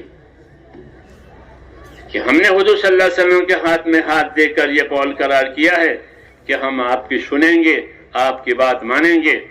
کس حال میں؟ کہ ہر حال میں. ہمارا جی چاہے تو، ہمارا جی نہ چاہے تو. اللہ غریب بناوے تو، اللہ مالدار بناوے تو. کوئی ہم کو پوچھے تو، کوئی ہم کو نہ پوچھے تو، ہم تو اپنا کام کریں گے. یہ معیار ایمان بنانے کا، یہ معیار ہے کہ ایمان ایسا بناؤ کہ کوئی حال ہم کو آڑے نہ آوے کہ مجھے کوئی نہیں پوچھا اب اکڑ گئے، کہ ایسا نہیں پوچھا ہوگا اسی وجہ سے مگر مجھے تو یہ کام کرنا ہے، مجھے تو اس میں ساتھ دینا ہی ہے. کیوں کہ تو میرا بھی کام ہے، اس کا بھی کام ہے. اس نے نہیں پوچھا، یہ اس کی غلطی ہے، پھر میں کیوں غلطی کروں؟ ہاں، ایمان بنانا، اخلاص بنانا، تاکہ ہر حال میں اللہ تعالیٰ کا کام بند کرنے والے بن جائیں. تو میں نے کہا مسلمان جو ہوتا ہے وہ حال کے تابع نہیں ہوتا، وہ حکم کے تابع ہوتا ہے. وہ دیکھتا ہے کہ اس وقت میں حکم کیا ہے. اس کو سمجھانے کے لیے مولانا محمد یوسف رحمۃ اللہ علیہ یہ فرماتے تھے کہ ہم چونکہ حکم والے ہیں، حال والے نہیں ہیں. اچھا حال ہوگا تو کریں گے، نہیں تو حال اچھا نہیں ہے کہ نہ، کہ ہم تو حکم والے ہیں. کہ حکم والے ہونے کی علامت ہمارے اندر یہ ہے کہ ہماری عبادتیں کسی موسم کے ساتھ خاص نہیں ہے. کہ نماز تو ہر وقت ہے، سردی آوے، گرمی آوے، بیماری آوے، سفر آوے، حضر آوے، ہے نہیں بات کہ نماز قائم کرو. کہ کس حال میں؟ کہ جو حال آیا اس حال میں، کسی حال میں معاف نہیں، جب تک ہوش آواز باقی ہیں کسی حال میں نماز معاف نہیں ہے. ایسا ساری عبادت ہے. کیوں کہ ہم حکموں والے ہیں، ہم حکموں والے ہیں، حال والے نہیں ہیں کہ ابھی گرمی ہے چھٹی کرو. جب دنیا میں ہوتا ہے گرمی ہو چھٹی کرو، جہاں سردی بہت ہو جائے سردی ہے چھٹی کرو، دماغ کام نہیں کرے گا تو چھٹی ہو گئی. آپ کے ہاں ایسا ہے؟ بہت سردی ہے کبھی نماز کو رہنے دو، بہت گرمی ہے ابھی حج کو رہنے دو، کیونکہ حج میں گرمی ہوتی ہے تو حج بند کرو یا لیٹ کرو. کہ نہ، کیوں کہ ہم حکم والے ہیں، حال والے نہیں ہیں. حال آئے گا گزر جائے گا اور ہم حکم کو پورا کریں گے. یہ ہمارا دین ہے. وہ دین مانا ہے کہ حال کے تابع نہیں، حکم کے تابع ہے. حال آوے تو حال جھیل لیں گے، حال کو برداشت کر لیں گے، اس حال کا طریقہ معلوم کریں گے. اللہ نے جیسے حالات رکھے ہیں الگ الگ، ایسے طریقے بھی الگ الگ بتائیں. بیماری کی نماز، تندرستی کی نماز الگ ہے، لیکن نماز تو پڑھنی پڑھنی ہے. ہاں، سفر کی نماز اور گھر کی نماز الگ الگ ہے، مگر نماز تو پڑھنی ہے. ہاں، یہ ہے کہ ہم حال کے تابع نہیں ہیں، ہم تو حکم کے تابع ہیں. ہاں، آسانی کے لیے اللہ تعالیٰ نے ہمارے ساتھ ہی، اللہ نے فرمایا میں نے تمہارے ساتھ آسانی کا ارادہ کیا ہے. یہ کہا یرید اللہ بکم الیسر ولا یرید بکم العسر، کہ اللہ تمہارے ساتھ آسانی کا ارادہ کرتے ہیں، دشواری کا ارادہ نہیں کرتے. پھر یہ نماز، پھر یہ احکام ہر حال میں آ رہے ہیں کہ ہاں وہ آئیں گے لیکن اس کے طریقے بدل جائیں گے. اس کے طریقے بدل جائیں گے، طریقے بدل جانے سے آسانی ہو جائے گی. عمران ابن حسین ایک صحابی ہیں، وہ بہت بیمار رہتے تھے اکثر و بیشتر، تو وہ بیماری کی وجہ سے مسائل پوچھتے رہتے تھے. یا رسول اللہ ایسا ہو گیا، کیسے نماز پڑھوں؟ کہ بیٹھ کے پڑھ لو. کہ بیٹھ کے پڑھنا دشوار ہے، کہ اشارے سے پڑھ لو، لیٹ کے پڑھ لو. تو ان کی وجہ سے بہت چیزیں معلوم ہوئی. نماز پڑھنے کے آسان آسان طریقے، تو حکم تو بدلے گا نہیں، طریقے بدل جائیں گے. اور طریقے اس لیے بدلیں گے کہ لوگوں کے حالات بدلتے رہتے ہیں.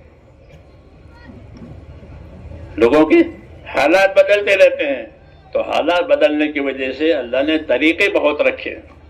نبی اس لیے آتا ہے کہ طریقوں کی تبلیغ کرے. نبی طریقوں کی تبلیغ کرتا ہے، شرائع، تو اس کی وجہ سے آسانیاں ہو جاتی ہے. آج ہم پر مشکل اس لیے کہ ہم دین سیکھتے نہیں ہیں. ہم دین سیکھتے نہیں ہیں. اگر دین سیکھیں تو ہم کو دین کے طریقے معلوم ہو جائیں تو دین آسان ہو جائے. اس لیے میرے بھائیوں، اس دعوت کا ایک تقاضا یہ ہے کہ ہم دین سیکھیں. کیا کریں؟ آپ کے ہاں تیسرا نمبر ہے، وہ کیا ہے؟ وہ کیا ہے؟ علم و ذکر. یہ تیسرا نمبر ہے. پہلا تو ایمان ہے، دوسرا نماز ہے، تیسرا علم و ذکر. کہ ایمان اور عبادت کو صحیح ہونے کے لیے، ایمان عبادت کو آسان کرنے کے لیے علم و ذکر ہے. اگر یہ نہیں ہے تو یہ مشکل ہو جائے گی. آج علم و ذکر کی امت میں کمی ہے. علم و ذکر کی مثال ایسی ہے جیسے ریل کی پٹڑی. دو پٹڑی ہوتی ہے نا، اس پر ریل چلے گی، میل ہو جائے گی.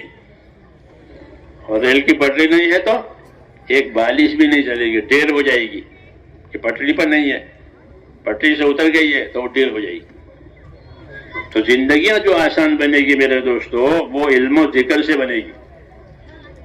ہاں، ہماری دعوت میں علم و ذکر ہے، اور علم و ذکر زندگی کے ہر حال سے تعلق رکھتا ہے. علم و ذکر، اس لیے اپنے ان نمبروں کو سمجھنے کی ضرورت ہے. خالی پھرنا کافی نہیں ہے. خالی چکی چلاؤ تو پیٹ بھر جائے گا. خالی ہل چلاؤ گے تو موسم آئے گا کھیتوں میں؟ نہیں آئے گا، کچھ اور بھی کرنا پڑے گا، ہل بھی چلانا ہے، چکی بھی چلانا ہے، لیکن کچھ اور بھی کرنا پڑے گا کہ دانے ڈالو، چکی چلاؤ، پھر آٹا بار آئے گا، اس سے کام بنے گا۔ ایسے جس طرح نقل و حرکت ہے تو ہماری نقل و حرکت جیسے ایمان کے ساتھ ہے، علم و ذکر کے ساتھ ہو۔ حضور صلی اللہ علیہ وسلم نے بڑی چیز جو ہم کو دی ہے وہ علم دیا ہے۔ امام غزالی رحمۃ اللہ علیہ فرماتے ہیں کہ دو چیزیں بڑی دی گئی ہے، ایک ایمان دیا گیا ہے، ایک علم دیا گیا ہے۔ کیا دیا گیا؟ ایمان دیا گیا، لا الہ الا اللہ، پھر محمد رسول اللہ صلی اللہ علیہ وسلم کے واسطہ بنا کر اللہ نے علم دیا ہے۔ ایمان و علم یہ دونوں ہونے سے کام صحیح بنے گا۔ تو ایمان 24 گھنٹے ہیں، اس طرح علم کا تقاضا بھی ہر وقت ہے کہ مسلمان کی زندگی علم والی ہو۔ علم والے ہونے کا کیا مطلب ہے؟ علم والے ہونے کا مطلب یہ ہے کہ ہر حال میں یہ دیکھے کہ اللہ کا حکم کیا ہے اور نبی نے حکم پورا کرنے کا طریقہ کیا بتایا ہے۔ یہ علم و ذکر کا مطلب ہے کہ ہر حال میں یہ دیکھے کہ میرے خدا کا حکم کیا ہے اور حکم پورا کرنے کے لیے رسول صلی اللہ علیہ وسلم نے کیا طریقہ بتایا ہے۔ یہ جاننا ضروری ہے۔ اس کو آسان کرنے کے لیے اللہ تعالیٰ نے فضائل کا علم نازل کیا ہے۔ کیا نازل کیا ہے؟ فضائل کا علم، کہ حکم پورا کرنے پر کیا دیں گے، کہ نماز پڑھو گے تو کیا ملے گا، کہ اتنے انعام ملیں گے، قبر میں آسان ہو جائے گی، حساب کتاب آسان ہو گیا، روزی میں برکت آئے گا۔ یہ فضائل ہے، تو فضائل کا علم دیا ہے، حکموں کا علم دیا ہے۔ حکموں کا علم آسان کرنے کے لیے فضائل کا علم دیا ہے۔ جتنے فضائل یاد ہوں گے اتنے حکم پر چلنا آسان ہو جائے گا۔ فضائل یاد نہیں ہے تو حکم خشک لگیں گے، کرے گا لیکن یہ نہیں ہے کہ مجھے کیا ملے گا۔ جی ہاں، اس لیے فضائل سنائے ہیں۔ فضائل کا علم جو ہے یہ مقدم ہے کہ فضائل کا علم جاننے کی وجہ سے ہر مسلمان کو اپنے عمل کی قدر و قیمت معلوم ہوگی، تو پھر وہ عمل کرے گا، اس کا طریقہ پوچھے گا، کیونکہ نفع کی چیز ہے۔ جب کوئی نفع کی چیز آتی ہے تو آدمی اس کو حاصل کرتا ہے۔ اس لیے ہماری دعوت میں چلنے والے اور اس محنت میں چلنے والوں کے لیے یہ ضروری ہے کہ وہ فضائل کا استحضار کرے، یعنی فضائل کو اپنے ذہن میں رکھے کہ میں یہ عمل کر رہا ہوں، مجھے اس پر خدا یہ دیں گے، وعدہ ہے۔ فضائل میں وعدے ہیں کہ اللہ یہ کریں گے، اللہ یہ کریں گے، اللہ یہ کریں گے۔ ایک آدمی گھر میں سے نکلتا ہے صبح، تو کیا سنت طریقہ ہے کہ گھر میں سے نکلو تو گھر والوں کو سلام کرو، موقع سلام کا ہو تو، اور بسم اللہ توکلت علی اللہ ولا حول ولا قوت الا باللہ پڑھ کر کے نکلو۔ ایک میں مثال دے رہا ہوں، تو کیا ملے گا؟ یہ پڑھا ہے بسم اللہ توکلت علی اللہ ولا حول ولا قوت الا باللہ، گھر میں سے تو نکلنا ہے اپنے کام کے لیے یا فجر کی نماز کے لیے باہر۔ اب یہ پڑھ کے نکلے تو کیا ملے گا؟ کہ ایک فرشتہ بشارت دے گا، ہدیتا وکفیتا ووقیتا، 3 انعام، کہ تجھ کو تو ہدایت ہو گئی۔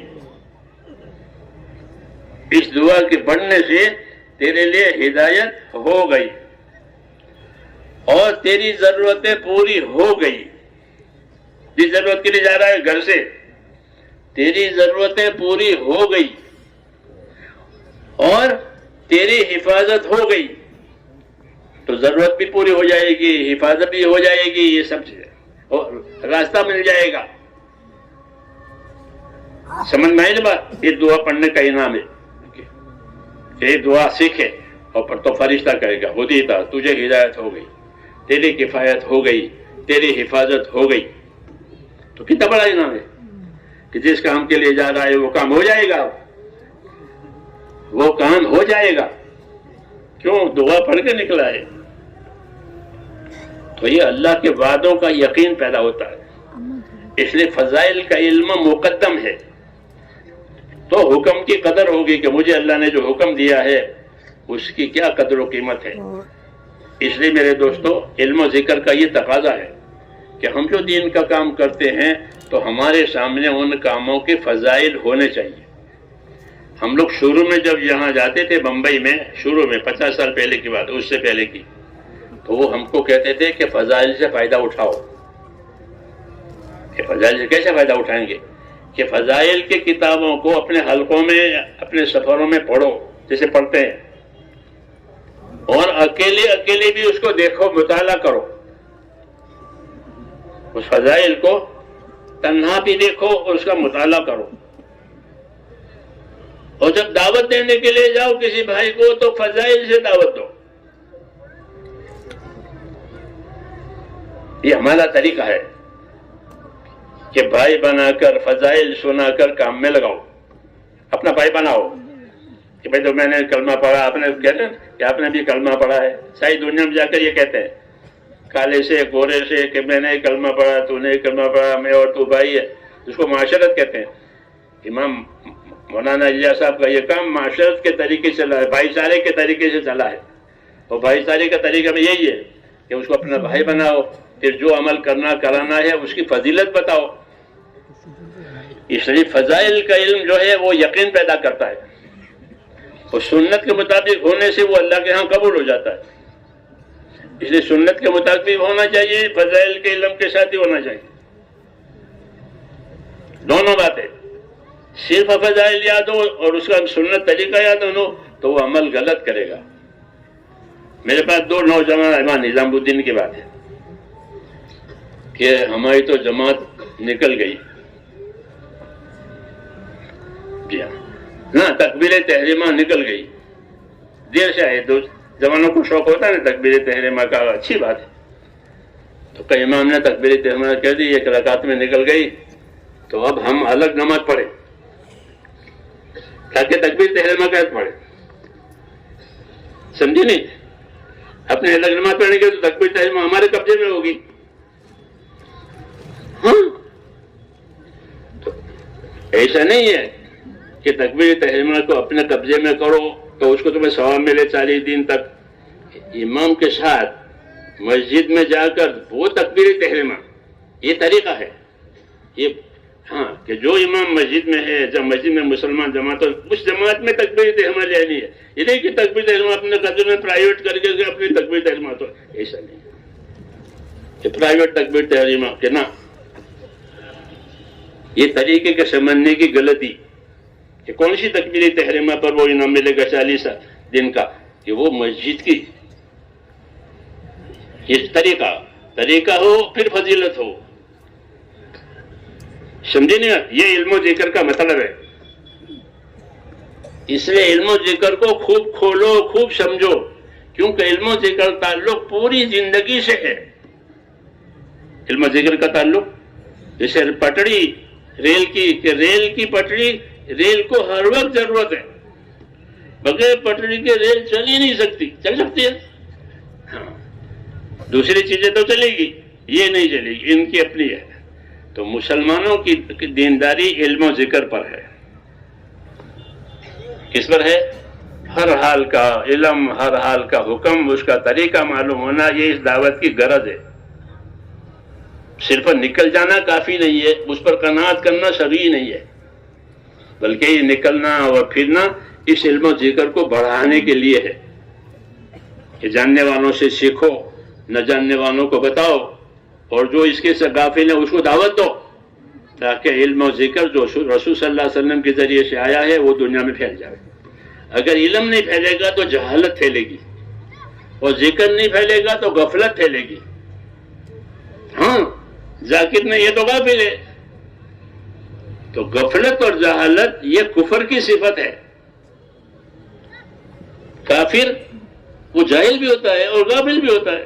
تنذر قوما ما انذر آباؤہم فہم غافلون، تو صلی اللہ علیہ وسلم کے بارے میں کیا، ہم نے آپ کو بھیجا ہے تاکہ آپ اس قوم کو ڈراؤ کہ ان کے باپوں کو بھی کسی نے نہیں ڈرایا، کیونکہ کوئی نبی آیا ہی نہیں ان کے پاس، اور پھر وہ غافل بھی ہے، جاہل تو تھے ہی پہلے سے اور غافل بھی ہے۔ تو علم و ذکر کے ذریعے سے جہالت اور غفلت دور ہوتی ہے۔ اس لیے میرے دوستو یہ محنت جو ہے علم و ذکر کی محنت ہے دراصل، کہ مسلمان جس حال میں ہو اس حال کا علم اس کے پاس ہو، تاجر کے پاس تجارت کا شریعت کا علم ہو، دین کا علم ہو۔ اس لیے تاجروں کو بھی کام میں جوڑو، مزدوروں کو بھی کام میں جوڑو، سب کو کام میں جوڑو، تاکہ سب اپنے اپنے کام میں اس لائن کا علم لے اور اپنے کاموں کو علم کے ساتھ کرے۔ علم و ذکر کی یہ غایت ہے کہ علم و ذکر کے حرکت دو اس کو، علم کو، علم میں حرکت آ جاوے تاکہ علم بھی پھیلے۔ وہ علم پھیلے گا اہل علم کے پھیلنے سے، اہل علم حرکت کریں گے تو ان کا علم حرکت کرے گا اور دنیا کو نفع ہوگا۔ حضور صلی اللہ علیہ وسلم نے امت کو حرکت کی بھی تعلیم دی ہے اور استقامت کی بھی تعلیم دی ہے۔ دین ہمارا میرے دوستو ایسا ہے جیسا چکی کے دو پارٹ ہوتے ہیں، ایک پارٹ حرکت ہی کرتا رہتا ہے اور ایک پارٹ ثابت رہتا ہے۔ ایسے مسلمان کی زندگی ہے کہ وہ اپنے دین کے لیے حرکت بھی کرے، سیکھنے کے لیے، سکھانے کے لیے، دوسروں کو تیار کرنے کے لیے حرکت کرے، پھر جو دین آیا ہے اس کے اوپر قائم دائم رہے نیچے کے پارٹ کی طرح سے۔ اسلام چکی سے مشابہت رکھتا ہے، چکی میں حرکت بھی ہے، ثبات بھی ہے، کہ اپنے دین کی طرف کے حرکت کرو، جہاں دین ملتا ہے وہاں جاؤ۔ صحابہ کی زندگی پر ایک ایک حدیث کے لیے سفر کرتے تھے، دنیا میں جاتے تھے دین سیکھنے کے لیے، جی ہاں، اور پھر دین سیکھ کر اپنے دین پر پکے رہتے تھے کہ جو عمل کیا ہے برسوں تک وہی عمل، وہ چھوٹتا نہیں تھا۔ سعید ابن مسیب تابعین میں سے ہیں، بڑے آدمی ہیں، صحابہ کے شاگرد ہیں، فرماتے تھے کہ 20 برس ہو گئے، کتنے؟ 20 سال ہو گئے، کبھی ایسا نہیں ہوا کہ میں اذان سے پہلے مسجد میں نہ پہنچا ہوں۔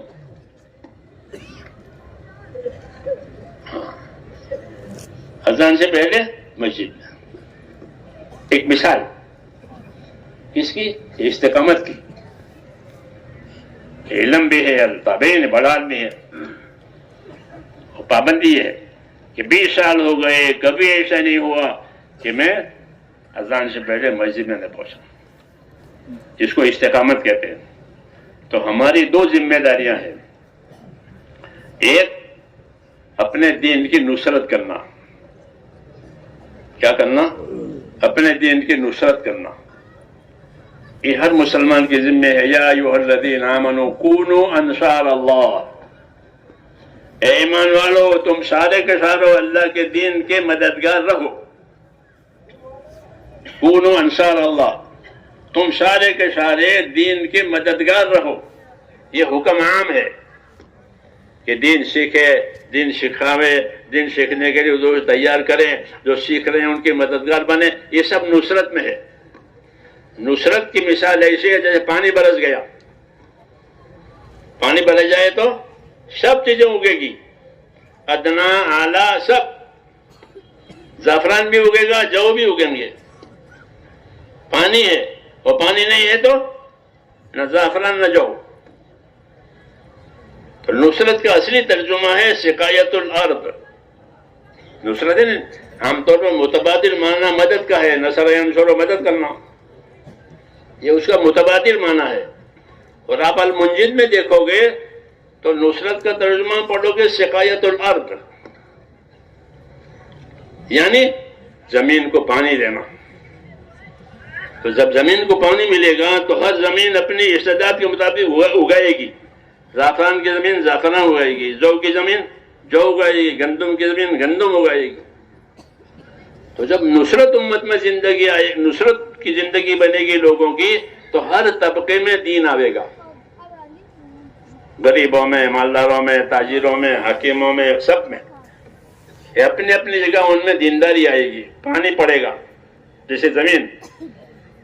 اس لیے ہم کو نصرت کا پابند بنایا ہے کہ ہر مسلمان اپنے دین کا مددگار بنے، اور جو جہاں جہاں دین کے کام ہو رہے ہیں اس کے مددگار بنو، اس کے معاملت کرو،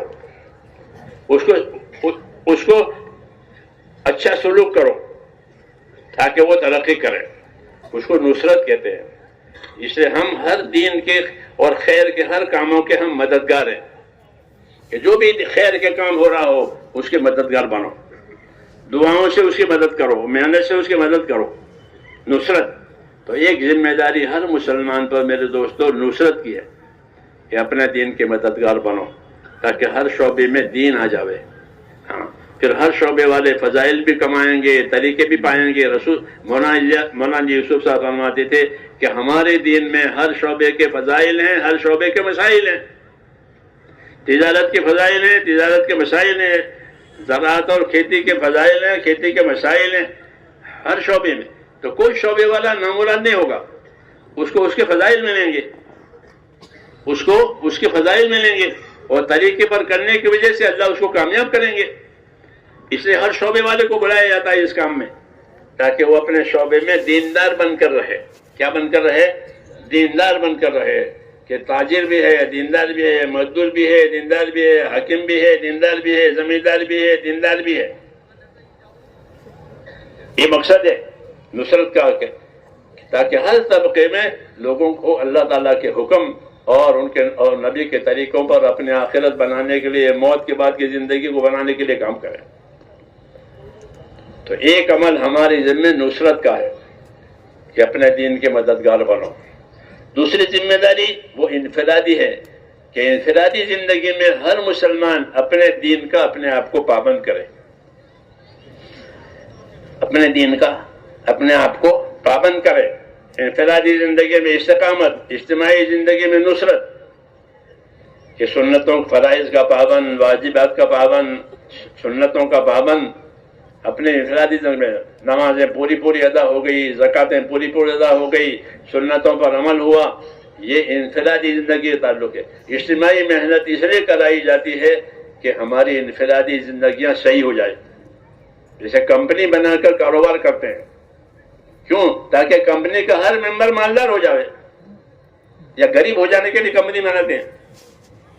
غریب بننے کے لیے کمپنی ہوتی ہے نہ، غریب بننے کے لیے کوئی کمپنی نہیں ہوتی۔ کمپنی بنائی شرکت تاکہ ہر کمپنی کا ہر ممبر مالدار ہو جائے۔ اس لیے ہم جماعت بنا کر مل جل کر کام کریں گے، کیوں؟ تاکہ ہر مسلمان دیندار ہو جائے۔ جتنی اجتماعیتیں ہیں وہ انفرادیت کو طاقت پہنچاتی ہے۔ ایک جماعت بنا کر طلباء کو آپ پڑھاتے ہیں، اکیلے نہیں پڑھاتے، ہاں، کیوں کہ اس میں ہر طالب علم کو قوت ملے گی کہ جماعت بنا کر پڑھا رہے ہیں۔ تو اجتماعیت جو ہے وہ انفرادیت کو طاقت دیتی ہے، اس لیے ہماری زندگی اجتماعی بھی ہے اور انفرادی بھی ہے۔ ہماری اجتماعی زندگی وہ نصرت کے لیے ہے کہ ساری دنیا میں دین آوے، اس کے لیے فکر بھی کریں گے، مشورے بھی کریں گے، قربانی بھی دیں گے، تاکہ عالمی تقاضے پورے ہو جائیں کہ حضور صلی اللہ علیہ وسلم کے بعد کوئی نبی نہیں ہے، امت وارث ہے، امت آپ کے کام کی وارث ہے، قرآن کی امت وارث ہے۔ ہاں، اللہ نے امت کو قرآن کا وارث بنایا ہے، نبی کے کام کا وارث بنایا ہے، اس لیے پورے عالم کی بھی فکر کریں گے، اپنی بھی فکر کریں گے، ماحول کی بھی فکر کریں گے، تاکہ زندگیوں میں اپنے ماحول میں اور عالم میں دین آوے۔ یہ نصرت ہے، لیکن نری نصرت ہے یہ، بلکہ علم و ذکر کے ساتھ ہے۔ کس کے ساتھ؟ کہ اللہ کے فرائض ادا ہو جائیں، واجبات ادا ہو جائیں، حرام سے بچنا نصیب ہو جاوے، رسول صلی اللہ علیہ وسلم کی سنتوں پر عمل ہو جاوے، یہ مطلوب ہے۔ اس لیے تیسرا نمبر رکھا ہے، وہ کیا ہے؟ علم و ذکر، کہ زندگی علم و ذکر پر آوے۔ جب پٹری پر ریل آ گئی، اب وہ جائے گی دور دور تک، اور پٹری سے نکل گئی تو وہ ڈھیر ہو جائے گی، آگے نہیں جائے گی، پٹری سے اتر گئی ہے۔ تو علم و ذکر پر سے زندگی اتر گئی تو پھر دینداری نہیں آئے گی، ہاں، پھر جہاں ہے وہاں حالت بگڑ جائے گی۔ اس لیے اس کام کی بڑی غرض یہ ہے، حرکت کے ساتھ، کہ ایمان میں بھی حرکت آوے، علم میں بھی حرکت آوے، اتباع میں بھی حرکت آوے، یہ مقصود ہے تیسرے نمبر کے ذریعے سے، تاکہ اس کے ذریعے سے اللہ کے حقوق ادا کرنے کی استعداد پیدا ہو اور آپس کے حقوق ادا کرنے کی بھی استعداد ہو۔ کیونکہ اس کام سے خوف پیدا ہوتا ہے۔ کیا پیدا ہوتا ہے؟ جب یہ کام صحیح ہوتا ہے تو دل میں اللہ تعالیٰ کا خوف آتا ہے، تقویٰ دیتے ہیں۔ کیا دیتے ہیں؟ اللہ تقویٰ دیتے ہیں۔ والذین اہتدوا زادہم ہدی وآتاہم تقویٰ، صحابہ کہتے تھے ہم کو تقویٰ ملا ہے۔ کیا ملا ہے؟ تقوی اللہ کا ڈر، تقوی ہاں ہونا، حضور نے اشارہ کرا کہ تقوی سینے میں ہوتا ہے، وہ کوئی دکھانے کی چیز نہیں ہوتی، وہ تو اندر ہوتا ہے۔ جب یہ کام صحیح ہوگا تو اللہ تعالیٰ تقوی دیں گے، اپنا ڈر دلوں میں اتاریں گے، تو آدمی سیدھا ہو جائے گا۔ کیا ہو جائے گا؟ سیدھا ہو جائے گا اللہ کے ڈر کی وجہ سے۔ ہاں، صحابہ کرام حضرت عمر کہتے تھے اللہ نے ہم کو تقوی دیا ہے، تو ان کی زندگی سیدھی ہو گئی، اللہ راضی ہو گیا۔ تو یہی اثر ہے کہ جب یہ محنت صحیح ہوگی تو اپنے اپنے استعداد کے مطابق اللہ تعالیٰ اندر اپنا ڈر پیدا کریں گے، اس کی وجہ سے حقوق ادا کرنے کی صلاحیت پیدا ہوگی۔ تقوی کا یہ اثر ہے کہ حقوق ادا ہوں گے، اللہ کا کیا حق ہے یہ سب سے پہلے۔ چنانچہ لوگوں نے جماعتوں میں پھر کر کے اپنی چھوٹی ہوئی نمازیں پڑھی ہیں برسوں کی، چھوٹی ہوئی زکاتیں دی ہیں برسوں کی، اتنے برس سے میں نے زکات نہیں دی ہے، آج مجھے پتا چلا کہ زکات کا یہ حکم ہے، وہ زکات کی یہ وعید ہے، زکات کا یہ انعام ہے، تو گھر جا کر کے برسوں کا حساب نکالا اور باقی زکات ادا کی۔ ہمارے علاقے میں ایک آدمی نے، اس نے 20 برس سے نمازیں قضا پڑھی، میں اس کو پہچانتا ہوں، ایسے کوئی قصہ نہیں کہ میرے 20 برس کی نمازیں ایسی ہی ٹوٹی پھوٹی ہے۔ تو روزانہ مغرب سے عشاء تک وہ مسجد میں رہتا تھا اور اپنی نمازوں کا حساب کرے، یہ چھوٹی ہوئی نمازیں ہیں، جب پوری ہو گئی تب بتایا اپنے بھائی کو کہ ایک مسئلہ تھا، میری اتنی نمازیں چھوٹی ہوئی تھی، الحمدللہ پوری۔ اس کے بعد اس کا انتقال ہو گیا۔ بندہ ارادہ کرتا ہے، عمل کرتا ہے، اللہ مدد بھی کرتا ہے۔ تو یہ کیا بات کہ اندر ڈر پیدا ہو گیا کہ مجھے نماز کا جواب دینا پڑے گا۔ ہاں، تو یہ ہے والذین اہتدوا زادہم ھدی وآتاہم تقواہم، کہ جو ہدایت پر بتکلف چلیں گے اللہ ان کی رہبری بھی کرے گا اور دل میں تقوی دے گا، تو ڈر کی وجہ سے کمی کثرت دور ہو جائے گی۔ اس لیے اس کام کو بہت سمجھ کر کے کرنا ہے، ایسے نہیں وقت لگا دیا کہ ہاں وقت لگانا بھی صحیح ہے، لیکن وقت لگاوے اور کام کو سمجھے۔ وہ کام کو سمجھنے کے لیے 6 نمبر ہے، وہی ہے کام، وہی کام ہے کہ 6 نمبروں کو اچھی طرح سمجھیں اور سمجھ کر اپنی زندگی میں لائیں اور اس کی دعوت دیں کہ ایمان ایسا آ جائے جو اللہ کے فرائض پر کھڑا کرے، اللہ کے حرام سے بچائے، اللہ کے دین کے تقاضے پر چلائے۔ یہ ایمان کا معیار ہے کہ ایمان ایسا ہو کہ فرائض ادا کراوے، چاہے فرائض فوت ہو گئے ہوں تو قضا کرے، ادا ہے تو ادا کرے۔ جب ایمان تیار ہوتا ہے تو فرائض ادا ہوتے ہیں اور حرام سے بچنا نصیب ہو جاتا ہے، پھر حرام چھوڑ دیتا ہے کہ بھئی یہ حرام ہم نہیں کرتے، کیوں؟ طاقت آئی حرام سے بچنے کی۔ انجام ایک ساتھی تک ملتا رہتا ہے تو مجھے کہتا ہوں سودی کاروبار کرتا ہوں، پھر جماعت میں بگ لگایا تو ڈر پیدا ہو گیا سود کا، تو سود کاروبار چھوڑ دیا۔ کچھ تکلیف رہی، پھر بعد میں مٹھائی کی دکان اور الحمدللہ اب ٹھیک ہو گیا۔ تو حرام چھوٹ جاتا ہے، فرائض ادا ہو جاتے ہیں، حقوق ادا ہو جاتے ہیں، یہ ہدایت کی نشانی ہے، یہ ہدایت کی نشانی ہے کہ کسی کا حق ہے تو دینا ہے اس کو، تو اس کا حق ہے ہمارے دل میں، دبایا ہے۔ اب پتہ چلا جماعت میں گئے اور محنت کی، تو محنت کی وجہ سے اندر ایک احساس اور نور بنتا ہے، اس کی وجہ سے گناہ سے کھٹک پیدا ہوتی ہے،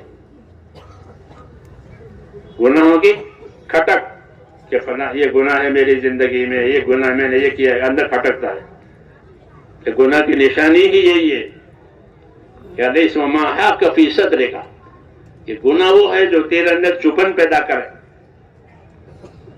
ہاں، تو گناہ چبھن پیدا کرے گا، جب ایمان کی روشنی پڑے گی تو پھر آدمی بے چین ہوگا، پھر کسی طریقے سے اس میں نکلنا چاہے گا کہ میں اس گناہ میں سے نکل جاؤں۔ یہ تقویٰ ملنے کا مطلب ہے کہ اللہ تعالیٰ ایک چیز پیدا کریں گے تو گناہ چھپیں گے اور نیکیوں کی رغبت پیدا ہوگی، نیکیوں کی رغبت پیدا ہوگی تو نوافل بھی پڑھے گا، فرائض بھی ادا کرے گا، صلاۃ التسبیح بھی پڑھے گا، نفل روزے بھی رکھے گا، جتنی طاقت ہے وہ کرے گا۔ ہاں، یہ طاقت آئی ہے۔ سمجھ میں آئی نا بات؟ اور یہی مقصود ہے کہ دعوت کے کام کی وجہ سے ذوق پیدا ہو جائے، شوق پیدا ہو جائے اللہ کے حکموں کے پورا کرنے کا، عبادت کرنے کا، فرائض بھی ادا کرے، نوافل بھی ادا کرے، دوسروں کے ساتھ اچھا سلوک کرے، دوسروں کے ساتھ اچھا سلوک کرے. ہاں، کیونکہ اللہ کو وہی بندہ پسند ہے جو دوسروں کو نفع پہنچاوے، تو دوسروں کے اچھا سلوک کرے. یہ ساری صلاح کی نشانیاں ہیں. جب یہ کام ہضم ہوگا تو آدمی اللہ کا بندہ بن کر زندگی گزارے گا. جی ہاں، اس کو ہدایت کہتے ہیں کہ اللہ کا بندہ بن کر زندگی گزارے. مولانا جی صاحب اس کے لیے فرماتے تھے کہ اللہ کے راستے میں نکلو اور بار بار نکلو. کیا کرو؟ کہ بار بار نکلو. اور بار بار نکلنے کی کیا حد ہے؟ کہ بار بار نکلنے کی حد یہ ہے کہ تمہیں کوئی پیاری سے پیاری چیز اپنی طرف نہ کھینچے، بلکہ تمہارا رجحان اللہ کی طرف ہو جائے. ایسے نکلو کہ پیاری سے پیاری چیز وہ تمہیں نہ کھینچے. ہاں، پتہ نا، زمین جائیداد یہ پیاری چیزیں ہیں، مال اولاد، ان کی بھی کھینچتی ہے آدمی کو. جب ایمان تیار ہوتا ہے تو پھر ان چیزوں میں حق ادا کرتا ہے اور اپنے آپ کو اللہ کی طرف متوجہ کر دیتا ہے. یہ ہو رہا ہے فائدہ. تو اس لیے کہا ایسے نکلو. تو یہ نکلنے کا مقصد ہے کہ زندگی میں اللہ کی طرف ہمارا رخ ہو جائے، آخرت کی طرف رخ ہو جائے. یہ ہے انما ہممنا الآخرہ. صحابہ کہتے تھے کہ ہمارے عزائم، ہمارے ارادے آخرت بنانے کے، کہ اس محنت سے، اس دعوت سے، اس تربیت سے ہمارے اندر یہ بات آئی کہ ہم اپنی آخرت کے بارے میں فکر مند ہو گئے کہ ہماری آخرت بن جائے. اللہ کے حق ادا کرنے سے، مخلوق کو حق ادا کرنے سے اللہ کی ہماری آخرت بناؤ. اور یہی اصل ہے کہ زندگی آخرت بنانے والی بنا، کیونکہ آخرت کے لیے ہم پیدا ہوئے ہیں. حدیث میں ہے نا، کیا تم کو آخرت کے لیے پیدا کیا ہے؟ تو آخرت کے لیے پیدا کیا ہے تو پھر آخرت بنانے والے بنے.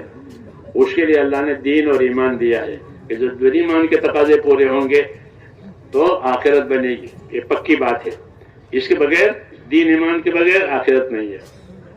اس لیے دین ایمان کی اپنے آپ کو پابند بھی کرنا ہے اور اس کے لیے نصرت اور مدد بھی کرنی ہے، دونوں کرنی ہے. کہ اپنے آپ کو پابند کرو انفرادی زندگی میں اور ہماری عمومی زندگی میں مل جل کر دین کے لیے مددگار بنو. یہ ہے. اس لیے یہ دو تقاضے ہیں. ذاتی زندگی میں استقامت پیدا کرو اور عام زندگی میں دین کے مددگار بنو. اس لیے یہ دعوت دی جاتی ہے کونوا انصار اللہ، کہ تم سب لوگ مل کر کے اپنے دین کے مددگار بنو. اپنی جان مال سے ایسی محنت کرو کہ اللہ کے فرائض زندہ ہو جائیں، حضور صلی اللہ علیہ وسلم کی سنتیں زندہ ہو جائیں، لوگوں میں حسن معاشرت آ جائے، بھائی بن کر زندگی گزارے. کونوا عباد اللہ اخوانا. حضور نے مدینہ والوں سے فرمایا کہ ایسے رہو، بھائی بن کر رہو، اللہ کے بندے بن کر رہو.